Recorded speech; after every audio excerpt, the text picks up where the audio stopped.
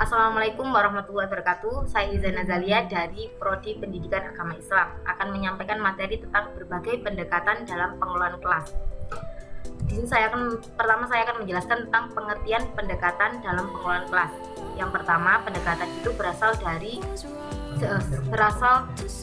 secara bahasa berasal dari kata dekat, pendek, tidak jauh, hampir, akrab, menjelang, dan juga dapat diartikan sebagai proses atau cara perbuatan mendekati. Dan pendekatan juga menurut istilah yaitu bersifat aksiomatis dan menyatakan suatu pendirian. Jadi pendekatan dalam manajemen kelas itu dapat diartikan sebagai cara pandang seorang pendidik dalam kegiatan pengelolaan kelas. Ada beberapa pengertian pendekatan menurut beberapa ahli. Yang pertama menurut Bloch, yaitu pendekatan adalah titik tolak atau pandangan dalam memandang seluruh masalah yang ada dalam program belajar mengajar. Jadi menurut guru ini sudut pandang tertentu tersebut dapat menggambarkan cara berpikir dan sikap seorang guru dalam menyelesaikan persoalan yang dihadapinya. Yang kedua menurut Sanjaya, yaitu pendekatan diartikan sebagai titik tolak atau sudut pandang kita terhadap proses pembelajaran. Yang ketiga menurut Uden, yaitu menyatakan bahwa pendekatan itu tata cara pembelajaran yang melibatkan para guru dan peserta didik untuk membangun dan mencapai tujuan dengan informasi mereka yang telah didapat secara aktif melalui kegiatan dan keikutsertaannya.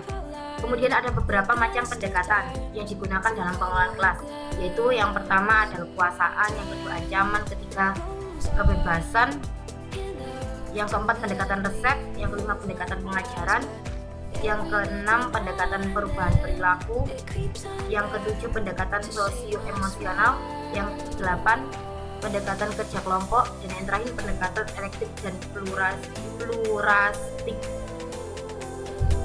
Untuk yang pertama pendekatan kekuasaan, yaitu dapat diartikan sebagai kemampuan untuk menyuruh atau memerintah, mengatur, menguasai, dan sebagainya. Dalam konteks manajemen kelas ini, kekuasaan terwujud melalui kemampuan pendidik dalam mengatur peserta didik untuk taat dan patuh terhadap aturan-aturan yang berlaku di dalam kelas. Dan dalam menerapkan pendekatan kekuasaan ini, pendidik sebagai seorang manajer kelas itu memiliki dua peran, yaitu yang pertama sebagai pengontrol, yaitu guru memiliki kekuasaan untuk melakukan pengawasan terhadap perilaku peserta didik di dalam kelas. Jika ada peserta didik berperilaku sesuai dengan aturan-aturan kelas, maka guru atau pendidik berkuasa untuk memberikan penghargaan kepada peserta didik. Dan sebaliknya, jika guru mendapati ada perilaku peserta didik yang melanggar aturan-aturan kelas, guru atau pendidik dapat membimbingnya agar peserta didik tersebut tidak mengulangi perilaku yang melanggar tersebut. Yang kedua yaitu pendekatan ancaman. Pendekatan ancaman berarti perbuatan mengancam. Dalam konteks manajemen kelas itu, pendekatan ancaman didefinisikan sebagai cara pandang pendidik bahwa perbuatan mengancam dapat dijadikan sebagai metode atau cara untuk menciptakan kelas yang kondusif. Dan pendekatan ancaman ini digunakan oleh guru jika kondisi kelas benar-benar sudah tidak dapat dikendalikan. Dan memang benar diakui atau tidak ancaman dapat digunakan oleh peserta pendidik untuk mengendalikan kelas, tetapi sebagai sebuah perbuatan yang berstigma negatif, dan sebaiknya penggunaan ancaman dihindari.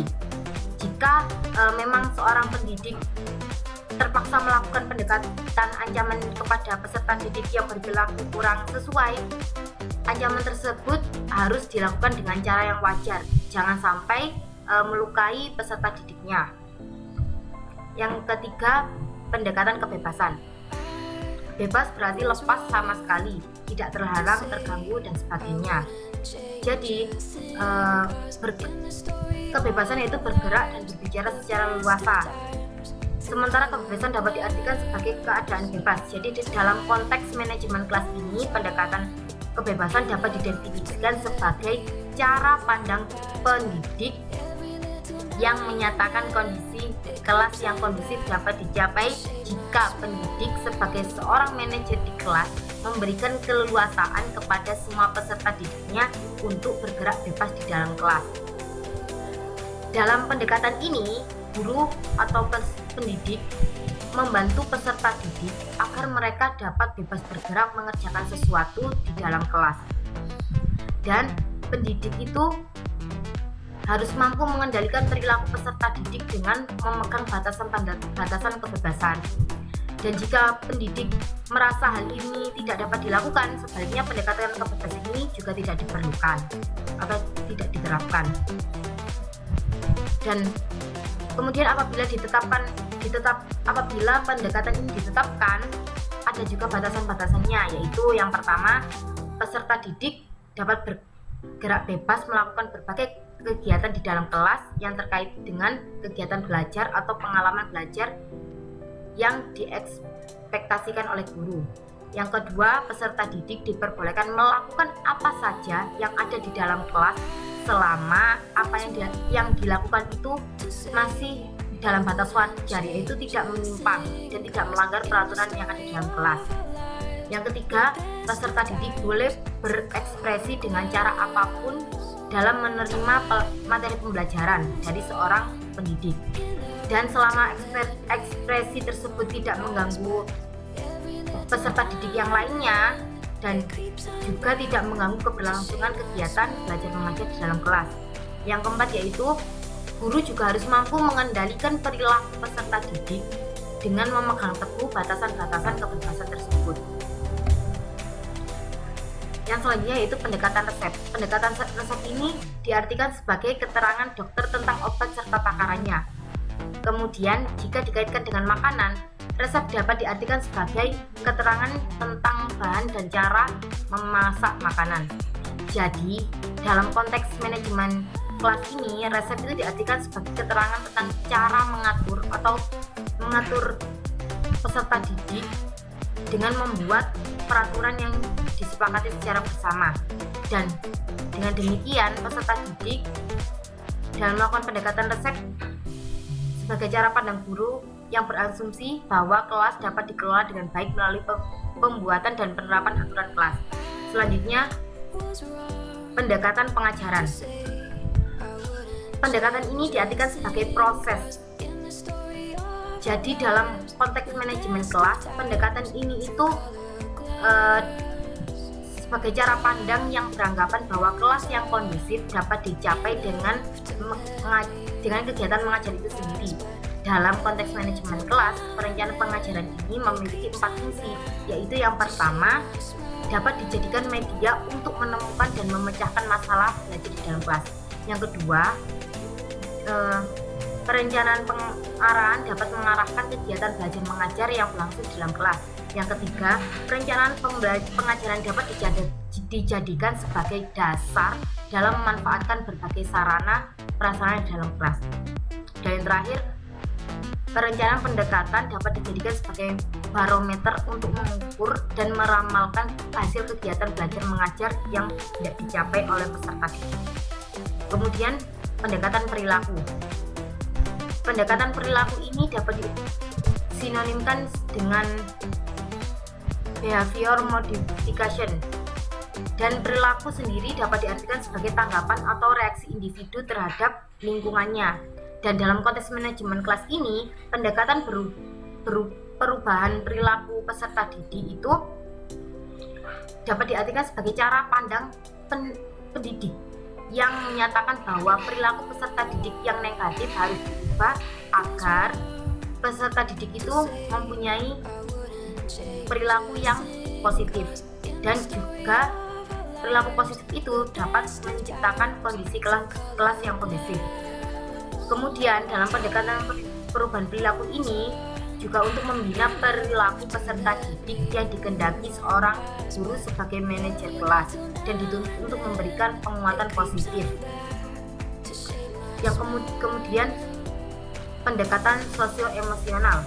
Dalam pendekatan ini, di dalam manajemen kelas, suatu kegiatan yang dilakukan untuk menciptakan iklim sosio-emosional yang positif dalam kelas, dan juga dalam pendekatan ini diartikan sebagai cara pandang yang menganggap bahwa kelas yang kondusif dapat dicapai dengan menciptakan hubungan yang harmonis antara pendidik dengan peserta didik.